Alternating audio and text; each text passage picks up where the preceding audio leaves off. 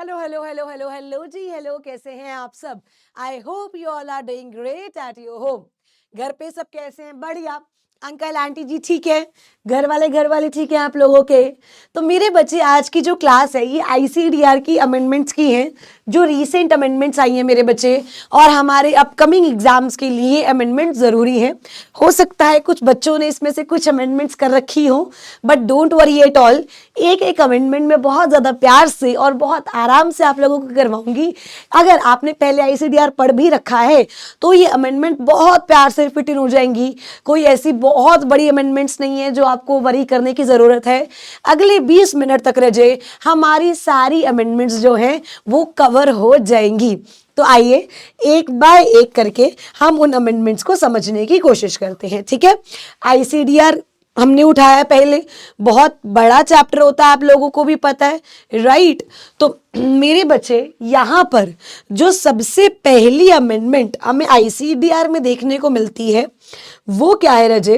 पहले जब हम आईसीडीआर की एप्लीकेबिलिटी पढ़ते थे तो हम उसमें ये पढ़ते थे कि राइट इशू पे आईसीडीआर लगेगा, बट उस राइट इशू की जो वैल्यू है वो 50 करोड़ या उससे ऊपर होनी चाहिए, राइट? जब आपको क्लास में पढ़ाया भी गया होगा तो शायद आपको ये पढ़ाया होगा कि राइट इशू पे आईसीडीआर लगेगा, but only if the value is 50 CR और अबव। बट अब ये 50 CR वाली लिमिट रजे काट दी गई है, और अब कंपनी, लिस्टेड एंटिटी कभी भी अगर राइट इशू लेकर आती है, नो मैटर उसका कितना वैल्यू है मेरे बच्चे, हर एक आईसीडीआर के हर एक राइट इशू पे आपका आईसीडीआर एप्लीकेबल होगा।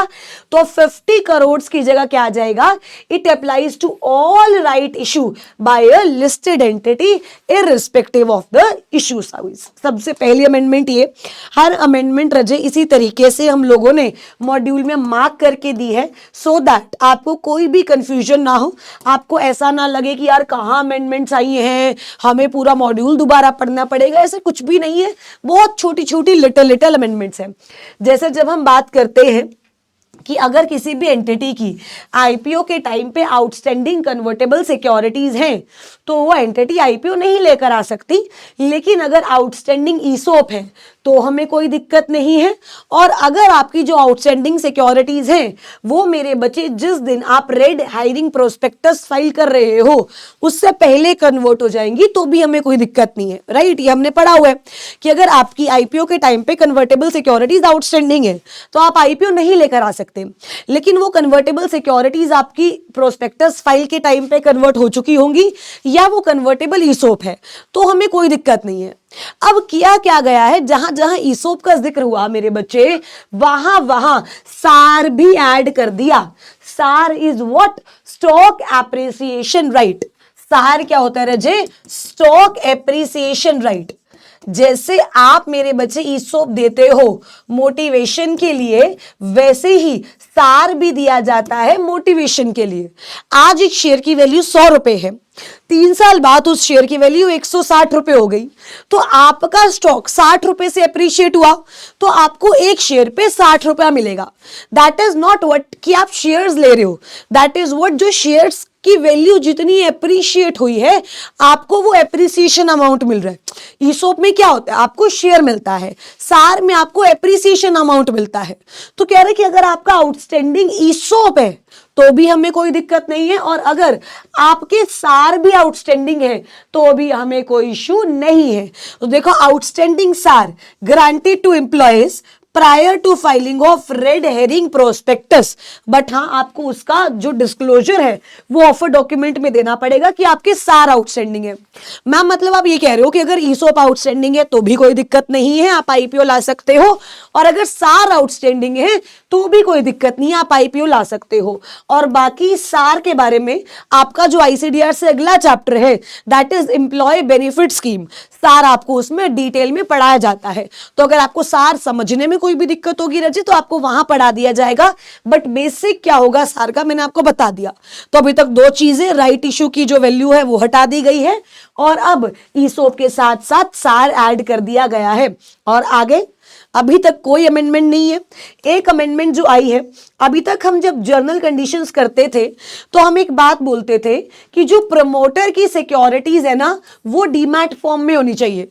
तीसरी अगर मैं अमेंडमेंट की बात करूं तो वो क्या है कि प्रमोटर की सिक्योरिटीज डीमैट फॉर्म में होनी चाहिए।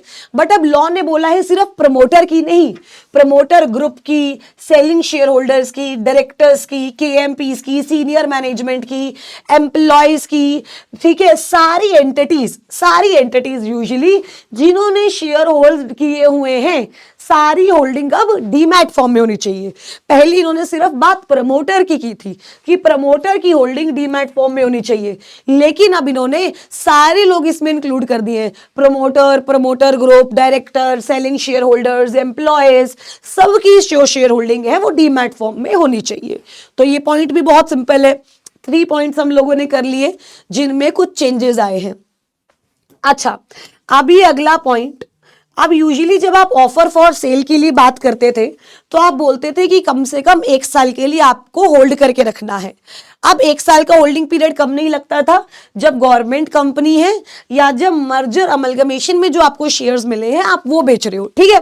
अभी भी वही पॉइंट है, बट अभी इन्होंने उसके साथ सिर्फ कन्वर्टेबल सिक्योरिटीज भी ऐड कर दिया है कि अगर आपको मर्जर अमलगमेशन सेक्शन 230 से 234 तक अगर आपको सिक्योरिटीज मिली है, यू कैन सेल दैट।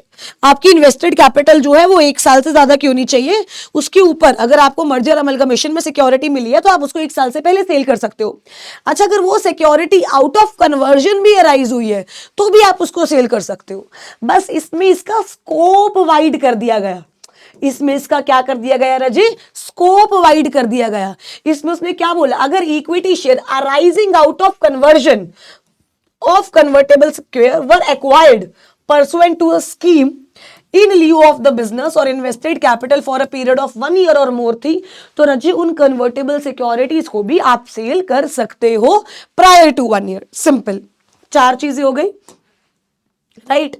उसके बाद एक चीज मेरे बच्चे इसमें थोड़ा सा शायद और चेंज होगा कि जब आप बात करते हो, सुनना, जब आप बात करते हो रेगुलेशन 8A की तो क्या कह रहा है, ये जो A और B की लिमिट है, याद है जो हमने की थी ऑफर फॉर सेल, अगर आप दूसरे मेथड से जा रहे हो, the limit set out in A and B shall be calculated 20 और 50% with reference to the share holding on the date of filing offer document and shall apply to the total number of share offer for sale. ये इसमें इतना ज्यादा कुछ नहीं है, ठीक है। तो बेसिकली 4 चीजें जो आपको याद रखनी है, सबसे पहले तो राइट इशू की लिमिट हट चुकी है, ठीक है जी। दूसरी चीज, सबकी जो शेयर होल्डिंग है वो डीमैट फॉर्म में होनी चाहिए। तीसरी चीज क्या थी मेरे बच्चे, अभी हमने पढ़ी ना, 1 मिनट रुको, तीसरी अमेंडमेंट हम लोगों ने क्या पढ़ी कि इसमें कन्वर्टेबल सिक्योरिटीज जो है वो वाला पॉइंट भी ऐड कर दिया गया है, और जहां जहां ईसोप था वहां वहां क्या ऐड कर दिया गया गाइस, सार, ठीक है। अब यूजुअली पहले हम जब लॉक इन पीरियड की बात करते थे तो हम उसमें बात करते थे कि अगर कैपिटल एक्सपेंडिचर करके लिए यूज कर रहे हो तो लॉक इन पीरियड डबल हो जाता था, right. If you are using the money for the capital expenditure तो आपका लॉक इन क्या हो जाता था रजित, डबल। बट हमें ये डिफाइन नहीं था कि कैपिटल एक्सपेंडिचर क्या होता है, बट अब अमेंडमेंट से कैपिटल एक्सपेंडिचर डिफाइन हो रहा है। तो कह रहे capital expenditure shall include, capital expenditure क्या आएगा, सुनना, कैपिटल एक्सपेंडिचर में क्या क्या आएगा, ठीक है। सबसे पहले civil work, miscellaneous fixed assets, purchase of land, building, plant and machinery, repayment of loan that has been taken for such capital expenditure. ये चारों चीजें किसमें कवर होंगी मेरे बच्चे, फटाफट से, चारों चीजें किसमें कवर होंगी मेरे बच्चे, कैपिटल एक्सपेंडिचर में। किसमें कवर होंगी, कैपिटल एक्सपेंडिचर में। तो बोल रहा है क्या क्या आएगा एक बार दोबारा, ठीक है। सिविल वर्क कैपिटल एक्सपेंडिचर में आएगा, miscellaneous fixed assets capital expenditure में आएगा, purchase of land and building capital assets में आएगा, और पेमेंट ऑफ एग्जिस्टिंग लोन जो आपने कैपिटल एसेट्स के लिए लिया है कैपिटल एक्सपेंडिचर के लिए, उसे भी आप कैपिटल एक्सपेंडिचर ट्रीट करोगे, राइट। उसके बाद देखो यहां पे मेरे बच्चे इंप्लॉय स्टॉक ऑप्शन की बात थी तो यहां पे भी उन्होंने क्या इंक्लूड कर दिया, सार, ठीक है।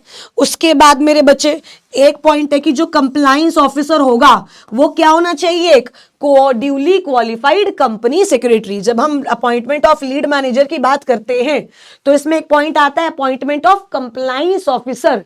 वो कंप्लायंस ऑफिसर क्या होना चाहिए रजे, वो कंप्लायंस ऑफिसर एक सीएस होना चाहिए, ठीक है। उसके बाद अगली जो दो अमेंडमेंट्स है वो बहुत बेसिक सी है कि यहां पर यूजुअली जब हम ऑफर डॉक्यूमेंट की बात करते थे तो हम बोलते थे कि आपको पब्लिक एडवर्टीजमेंट देनी है at least 21 days from the date of filing. लेकिन यहां पे अब 21 डेज कहां से शुरू होगा, for the publication of public announcement. कहां से 21 डेज शुरू होंगे, from the date of public announcement. दो वर्किंग डेज, अब यहां पर डेज की जगह क्या आ चुका है रजे, 2 वर्किंग डेज। डेज की जगह क्या आ चुका है, 2 वर्किंग डेज। अच्छा मैम अगर ये याद नहीं रही तो भी कोई दिक्कत नहीं होगी, बट यस क्योंकि अब आप आईसीडीआर पढ़ रहे हो तो आपका ये जानना बनता है कि चेंजेस आए कहां कहां हैं, ठीक है। उसके बाद हम आगे बढ़ते हैं तो आई गेस अब इतने कोई चेंजेस बचे नहीं है बहुत, ठीक है। ये एग्रीगेट वैल्यू ऑफ 50 करोड़ यहां से हटा चुके हैं, ये हम लोगों ने कर लिया है, ठीक है। Renunciation with the promoter group, देखो अगर आपको पता है अगर आपका प्रमोटर विलफुल डिफॉल्टर है तो आप राइट को रिनाउंस नहीं कर सकते हो, but with in promoter group renounce कर सकते हो। या कह रहा है या तो विद इन प्रमोटर ग्रुप भी कर सकते हो और स्पेसिफिक इन्वेस्टर्स के में भी आप क्या कर सकते हो, रिनाउंस, ठीक है। उसके बाद इसके आगे जब हम बात करते हैं, अब ये बात हो रही है आपकी पब्लिक इशू बाय एसएमई, तो इसमें आ चुके देखो प्रमोटर्स हेल्ड बाय प्रमोटर्स की जगह इन्होंने सब कुछ दे दिया है, राइट। सो ये हम लोगों ने कर लिया, ये कर लिया। इसके बाद आपके अमेंडमेंट्स नहीं बची हैं, तो मतलब बहुत थोड़ा सा चेंज आया था, बट बीइंग अ स्टूडेंट यार वो सारा चेंज आप लोगों को पता होना चाहिए कि वो चेंज है क्या एग्जैक्टली। तो एक बार हम दोबारा से सारे के सारे चेंजेस रिवाइज कर लेते हैं, ठीक है। सबसे पहला रहे राइट इशू। राइट इशू में जो 50 करोड़ की लिमिट थी वो हटा दी गई। अच्छा ये ऐसे चेंजेस हैं जो एग्जाम में आपको याद रखने हैं। दूसरा जहां जहां ईसोप था वहां वहां सार ऐड हो गया। तीसरा रजे पहले हम बात करते थे कि सिर्फ प्रमोटर की जो शेयर होल्डिंग है वो डीमैट में होनी चाहिए, बट हम बात करते हैं अब जितने भी आपके promoter group, specified share holders, board of directors, मतलब जितने भी लोगों ने आपके शेयर्स होल्ड कर रखे हैं वो सारी होल्डिंग किसमें होनी चाहिए रजे, डीमैट फॉर्म में। उसके बाद हम लोगों ने बात करी कि 1 साल का पीरियड कन्वर्टेबल सिक्योरिटीज पर भी नहीं लगता है। कैपिटल एक्सपेंडिचर क्या होता है ये बात आपको अमेंडमेंट से बताई गई कि सिविल वर्क है, फिक्स्ड एसेट्स है, आपने कोई लोन लिया है कैपिटल एक्सपेंडिचर के लिए आप उसको कैपिटल एक्सपेंडिचर ट्रीट करोगे। प्लांट मशीनरी परचेज की है आप उसको कैपिटल एक्सपेंडिचर ट्रीट करोगे। आपका जो कंप्लायंस ऑफिसर है मेरे बच्चे वो एक क्वालिफाइड कंपनी सेक्रेटरी होना चाहिए। आपका प्रमोटर अगर विलफुल डिफॉल्टर है तो वो वैसे तो अपना राइट इशू में रिनाउंस नहीं कर सकता है, लेकिन मेरे बच्चे क्या वो अपना राइट किसी दूसरे प्रमोटर को रिनाउंस कर सकता है, यस। क्या किसी स्पेसिफिक इन्वेस्टर को रिनाउंस कर सकता है, यस। राइट इशू में एक और एलिजिबिलिटी बोल दो या डिसएलिजिबिलिटी बोल दो ऐड कर दी गई है कि अगर आपके जो इक्विटी शेयर हैं उसमें ट्रेडिंग सस्पेंडेड हुई है तो भी आप राइट इशू नहीं ला सकते। पहले ये वाला पॉइंट यहां पर नहीं था, मतलब अगर आपके शेयर्स में ट्रेडिंग किया हुई है सस्पेंड तो भी आप राइट इशू ला नहीं सकते हो, ठीक है। यहां पर ड्राफ्ट ऑफ डॉक्यूमेंट तो सेबी की जगह इन्होंने स्टॉक एक्सचेंज कर दिया है, ठीक है। उसके बाद प्रमोटर और स्पेसिफिक इन्वेस्टर्स वाला मैंने आपको बता दिया। सारी की सारी शेयर होल्डिंग्स हमारी डीमैट में होनी चाहिए। तो रजे ये कुछ चेंज था। एक और चीज है, if there is any outstanding और any right which would entitle any person to receive equity shares of the issue. जब आप बात करते हो एसएमई की तो एसएमई की डिस्क्वालिफिकेशंस क्वालिफिकेशंस में एक चीज और ऐड हो गई है कि अगर आपकी भी आउटस्टैंडिंग सिक्योरिटीज या आउटस्टैंडिंग राइट है अभी कन्वर्टेबल तो भी आप एसएमई में भी आईपीओ ला नहीं सकते हो। तो ये एक बार अगर 2-3 बार आप पढ़ लोगे ना तो ये सारी अमेंडमेंट्स बहुत अच्छे से सिंक हो जाएंगी, क्योंकि कुछ बहुत बड़ा चेंज नहीं आया है, बहुत छोटी छोटी चीजें हैं रजे। मुझे लगा कि आईसीडीआर में बच्चों को डाउट लग रहा था, तो ये सारी चीजें आप तक लेके जाई जाए तो आप एक बार ये पढ़ लोगे then yes you are ready to go. बताना जरूर क्या अब तो कोई कंफ्यूजन नहीं है रजे। और अगर किसी भी चैप्टर में इस तरीके की कोई भी अमेंडमेंट्स होंगी तो मेरे बच्चे, वो मैं आप लोगों के लिए ज़रूर ज़रूर ज़रूर से लेकर आऊँगी. You just have to sit back and study, nothing else. Thank you so much, Rajay. Have a great day. All the very, very best.